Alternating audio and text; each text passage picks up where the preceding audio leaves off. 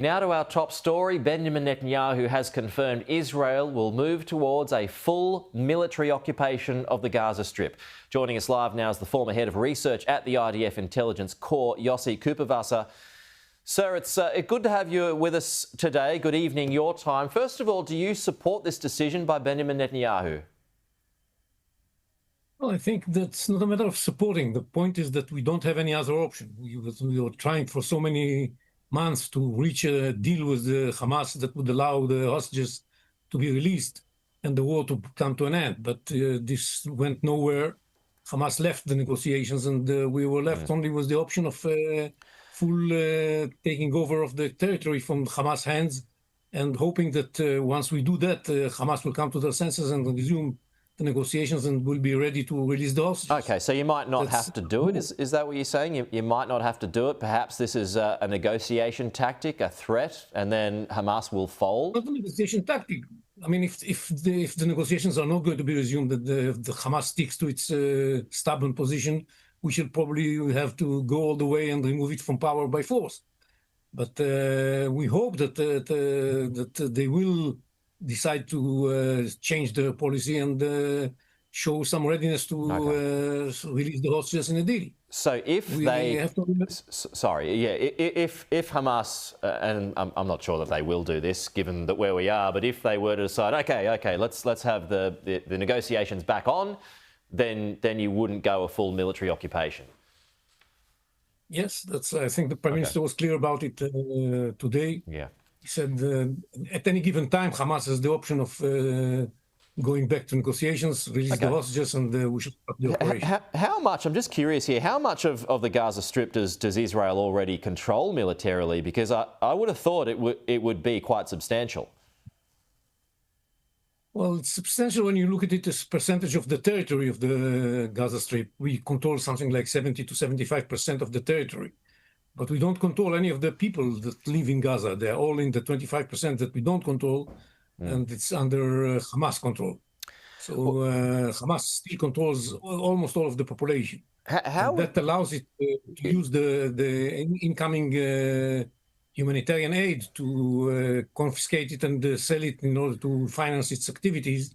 And one of the best things that can happen to the population of Gaza is that if we manage to finish and take over all the territory under our control, so the population will be able to really get the aid that is trying to reach it. The problem is the tunnels. I mean, as you know, it's booby-trapped, it's everything. It's where the hostages are at the moment. You don't know how many fighters are in them. If you were to move towards full military control of the Gaza Strip, how many more months would that potentially add to the war? We're talking about something between 2 to 5 months. That's very difficult to know in advance exactly, but it's something between 2 to 5 months that it will take us to take over the territory, the entire territory, and start cleaning it from the remaining tunnels. It's going to take time.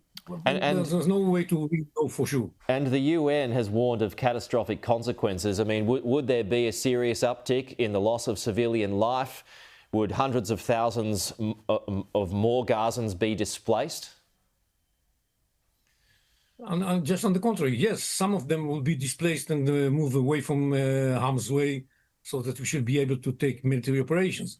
But once we finish the military operations, they will be able to come back and enjoy much better life. Okay. Because, as I said, the problem today is the distribution of the humanitarian aid that Hamas prevents.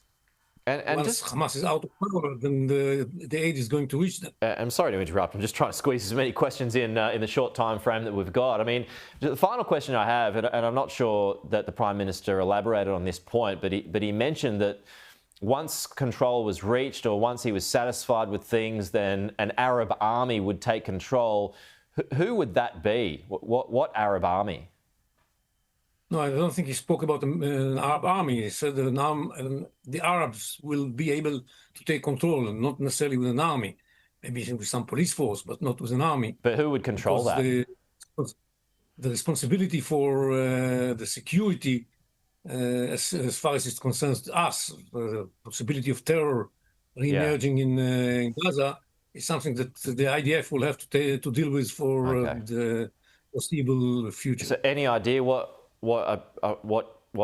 country would control that army, though, if it is an Arab army? It's not an army. It's a political activity and maybe some police force, not an army.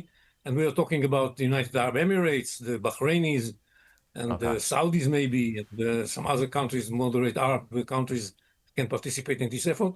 And we expect that Gazans themselves will be taking part in this effort to have the self-rule that would enable them to live next to Israel and not try to kill Israelis and massacre them as they did on the 7th of October.